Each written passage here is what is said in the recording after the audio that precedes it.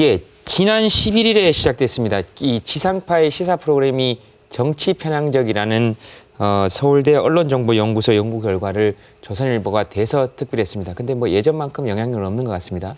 연구 보고서 내용이 좀 애매모호합니다. 오늘 이 얘기 한번 해보도록 하겠습니다.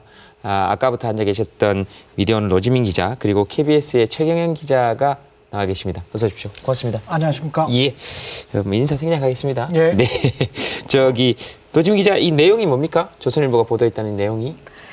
예, 서울대 언론정보연구소의 윤성민 교수가요. 네. 지난 11일에 박근혜 문재인 정부 시기 지상파 시사 프로그램 네. 평가 연구라는 제목의 보고서를 발표했습니다. 네. 이 보고서가 나오자 조선일보가 바로 대서특필을 했는데 네. 주요 요지는요. 문재인 정부 출범 이후에 지상파 시사 프로그램 편향성이 증가했다. 그런데 뭐 이런 내용입니다. 예. 그런데 이 연구를 두고 방법이나 또 배경 같은 것이 예. 좀 고려를 해봤을 때 석연치 않다. 이런 비판도 제기되고 있는 상황입니다. 네, 알겠습니다. 그래서 사실 저희가 그 연구 책임자, 그러니까 이 연구를 한 윤성민 교수를 같이 모시려고 했는데 출연을 뭐 부득이하게 못 하셨다 그래서 아마 그 전화 통화를 한 것 같고요. 조금 이따가 전화 통화를 들으실 수 있을 것 같고, 부득이하게 이제 최경영 기자가 나오게 됐는데 부득이하게 이렇게 써놔서 최경영 기자에게 좀 미안하기도 한데, 이 미국에서 언론학 석사 받으시고 저널리즘 비평서 쓰시고, 그래서 본인이 이렇게 소개를 해달라 그러신 겁니까? 아니 뭐 쑥스럽게 뭐 이렇게 돼 있네요. 예, 그렇습니까? 예. 알겠습니다. 이 분야의 전문가라고 봐도 되는 거죠, 저희들이? 제가 뭐 그 늘 배우고 예. 이 성찰하는 게 저널리즘의 영역이기 때문에 네. 제가 전문가라고 스스로 말하는 거는 좀 우습고요. 네. 그 방송기자연합회라고 있습니다. 이제 예. KBS, MBC, SBS, YTN이 주축으로 해서 만든 곳인데 예. 방송기자연합회에서 저널리즘 특별위원회를 예. 교수들과 중견 기자들이 함께 모여서 지금 네. 같이 배우고 있습니다. 모니터링을 하면서 거기에서 제가 지금 특별위원회 위원장을 하고 있습니다. 예, 알겠습니다. 이거 뭐 쑥스럽네요. 이런 이야기 해야 돼요? 아니, 쑥스럽다면서. 예. 아니, 저희가 그냥 미국 언론학 석사 저널리즘 비평서 이 정도 했으면 되는데, 뭐 갑자기 뭐 YTN, MBC, KBS까지 다 얘기하시면서. 아니 지상파에 관련된 네, 내용이니까. 위원장까지는 굳이. 예, 알겠습니다. 우리 조카 이번 명절에 와서 자기 반장 됐다고 좋아하던데. 자, 뭐 그러면 그런 시기에 돼버렸네요. 예. 이 연구 내용 어떻게 보셨습니까? 이게 좀 웃겨요. 네. 그러니까 처음에 발주처에 관해서 이제 윤석민 교수도 잘 이야기를 안 하려고 했거든요. 네. 근데 서울대 언론정보연구소가 외부로부터 네. 연구 용역을 받으면 네. 특히 이제 논문 저널에 게재할 것이면 예. 이건 꼭 발주처를 밝혀야 된다. 이게 예. 필수적으로 그렇게 돼 있습니다. 네. 그러니까 발주처를 밝히지 않으려고 했다라는 것은 네. 나중에는 결국 어쩔 수 없이 조선일보다라고 밝혔지만 발주처를 밝히지 않으려고 했다는 것은 이거는 국내 언론용이다. 논문이나 저널에 게재할 의도는 별로 없다. 그래서 순수하게 학문용인가? 여기에는 좀 의심이 드는 대목이죠. 예, 네. 알겠습니다.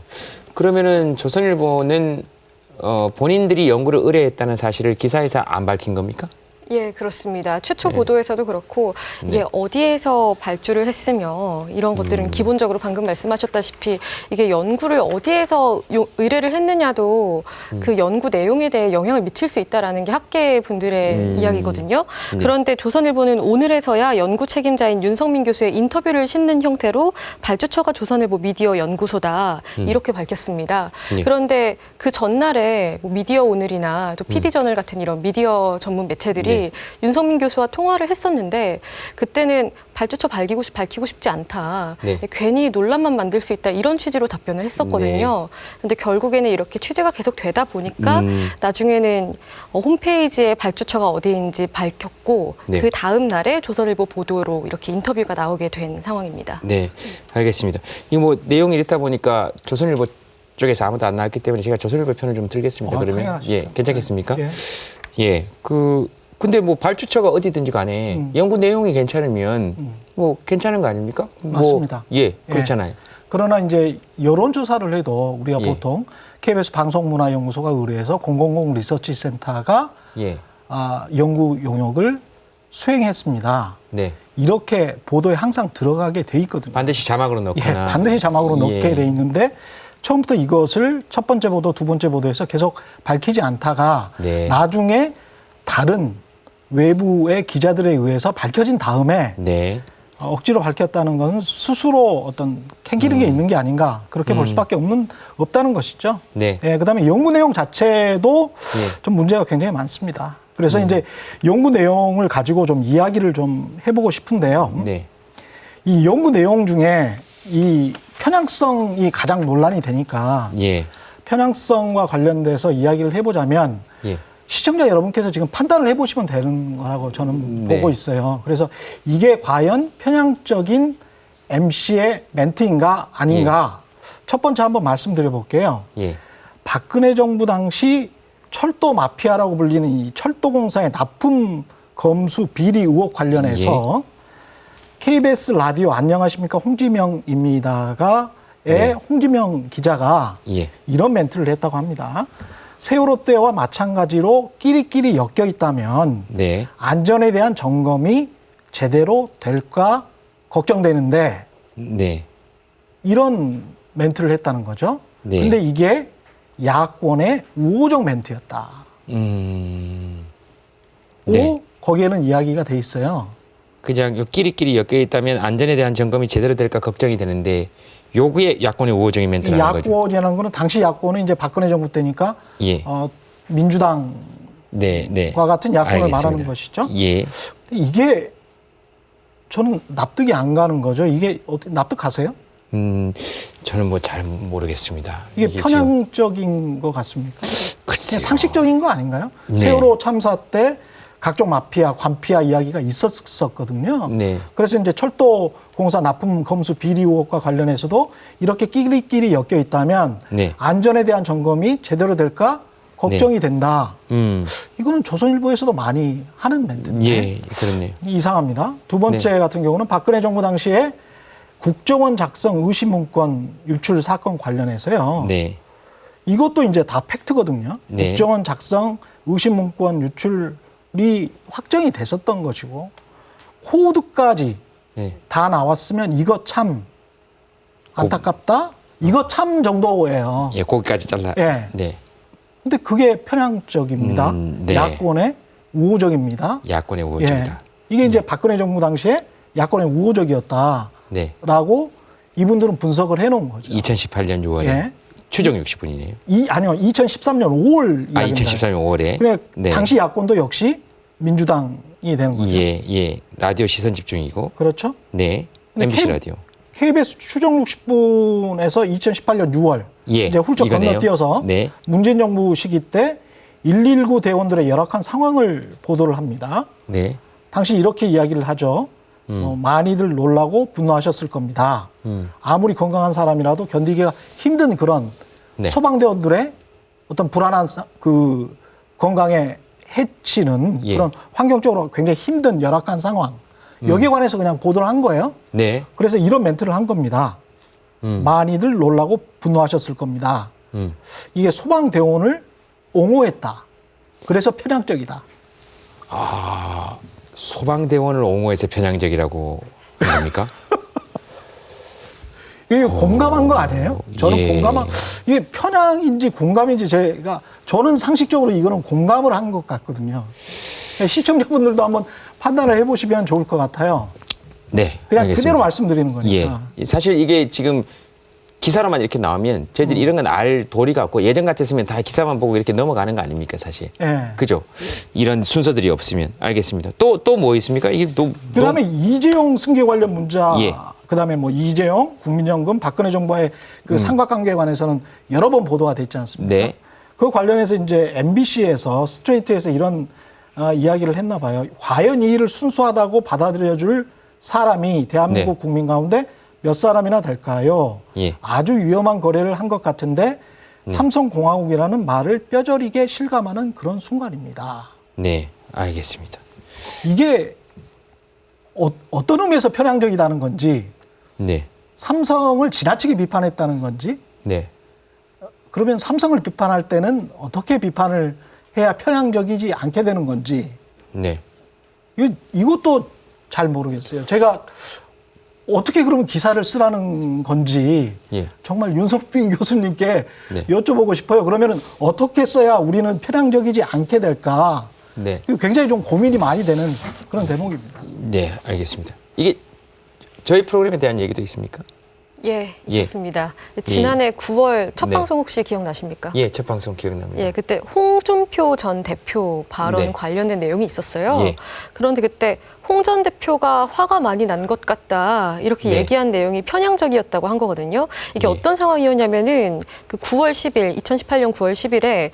판문점 선언 국회 비준 동의안에 대한 여야 갈등을 보도를 네. 했던 거거든요. 네. 이게 홍준표 전 대표가 기자가 질문을 하니까 좀 화가 난 상태에서 답을 했고 기자를 혼내는 듯한 태도로 논란이 되기도 했었는데 이를 네. 두고 MC께서 하신 말씀이 네, 편향적이다 예. 이렇게 지적이 된 겁니다. 알겠습니다. 그 아마 홍준표 전 대표가 뭐 이건 헌법을 한 번도 안 본 사항들입니다. 뭐 이렇게 얘기를 했습니다. 그래가지고 제가 화가 많이 나신 것 같다라고 얘기했는데 그게 편향적이면 이거 무슨 말을 어떻게 해야 되는지도 저도 잘 모르고 화가 나셨다는데 화가 나신 것 같아서 화가 나셨다고 한 것뿐인데 이건 뭐 대장금도 아니고 지금 예 알겠습니다. 그 좀 여쭤보고 싶었는데요.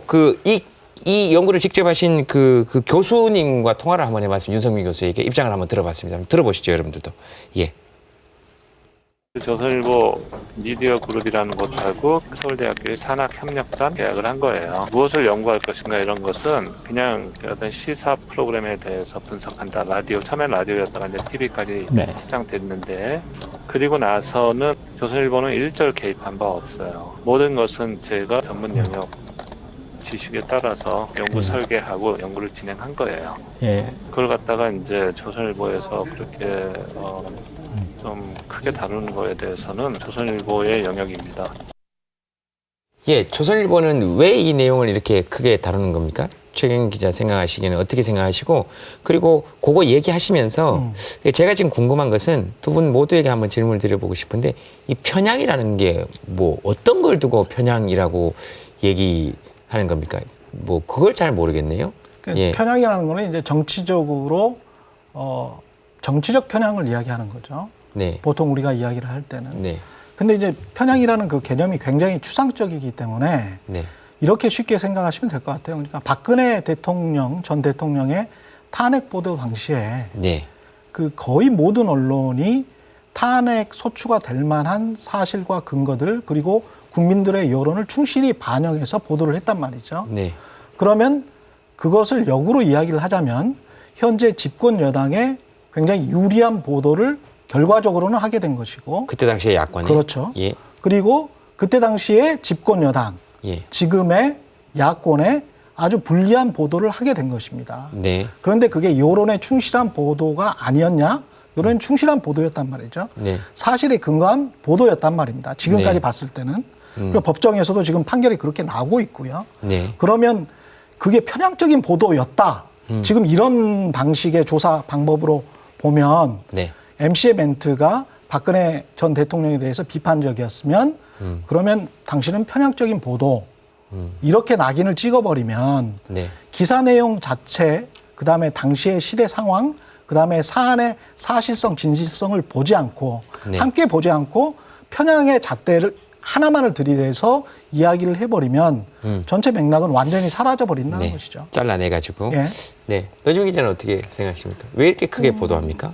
이게 보고서 제목을 보면은 문재인 정부와 박근혜 정부를 비교를 하잖아요. 예. 지금 일부 정치권이라던가 아니면은 뭐 조선일보를 위시한 보수 언론 같은 경우에는 문재인 정부의 언론 장악 이걸 굉장히 프레임처럼 내세우고 있는데 네. 뭐 사실 이걸 누가 조사를 했든 또 어디에서 보도를 하던 간에 네. 방금 말씀하신 것처럼 내용 자체가 분석의 틀이 좀 공정하다라고 하면 공감을 할 수는 있겠습니다만 네.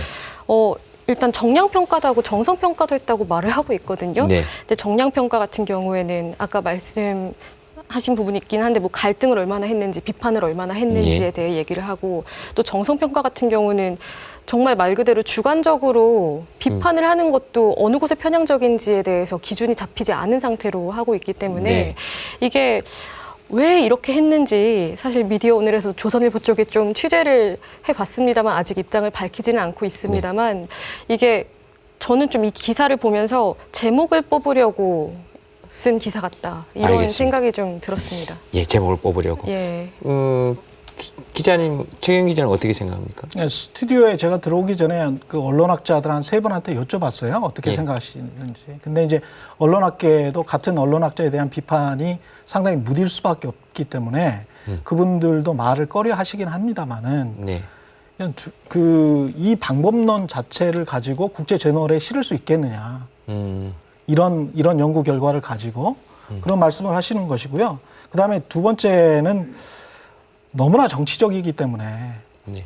보도도 그렇고 연구 보고서를 활용하는 보도 자체도 그렇지만 연구 보고서 자체도 그렇기 때문에 이런 것을 왜 굳이 서울대 교수께서 3천만 원 받으시고 이런 것을 썼을까? 그것은 또 다른 어떤 정치적인 이유가 있는 게 아니고 그건 돈 때문이라고 생각하지는 않거든요. 예. 이분이 이제 박근혜 정부 때 방송통신심의위원회 위원도 하셨는데 그때 청와대 추천, 박근혜 예. 정부의 청와대 추천을 하셨었고 조선일보의 지금 칼럼니스트고 네. 그리고 또 조선일보의 윤리위원을 역임을 하셨었습니다. 그러니까 조선일보가 굉장히 좀 밀접한 사회라고 할 수 있겠는데요. 네, 그래도 뭐 연구 결과만 괜찮으면 사실 괜찮은 거 아닌가? 아까 그런데 이제 보시면서. 전체적인 이제 경력과 이분의 최근의 칼럼 같은 경우는 뭐 손석희 사장을 굉장히 공격적으로 비판을 하고 있단 말이죠. 네. 그러니까 이제 전체 어떤 조선일보나 TV조선의 경쟁사들을 네. 비판을 하면서 정치적으로 활용하고 이것을 또 야권에 활용할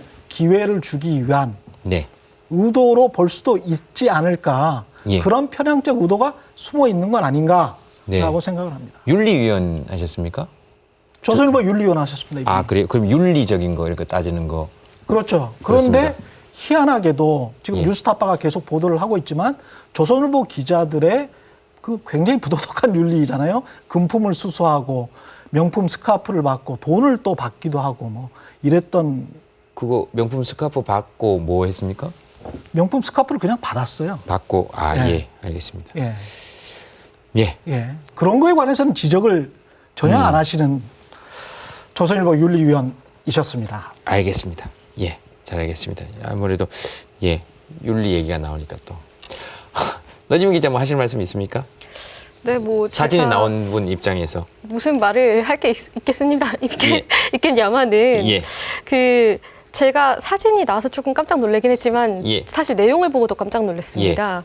이게 보면은 오늘 밤 김재동 같은 경우에는 오늘이 80회가 넘었죠. 네. 그런데 딱 2회분을 가지고 기준을 삼아서 예. 내용을 분석했는데요. 네. 이게 우선은 그냥 양적으로만 봐도 학자가 아니더라도 이게 표본으로서 가치가 있는가라는 의문을 일단 첫 번째로 가지게 됐고 네. 또 이게 오늘 밤 김재동 같은 경우에는 굉장히 의외로 예.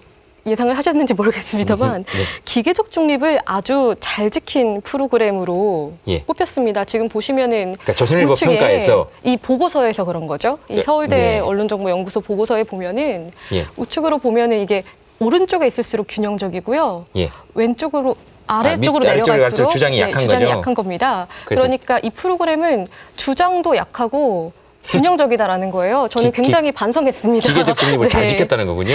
예, 오, 그렇습니다. 칭찬 들었네. 그런데요, 제 사진이 나온 그 기사를 보면요, 예. 이게 또 편향됐다 이런 내용으로 나오거든요. 알겠습니다. 그렇기 때문에 굉장히 흥미로웠습니다.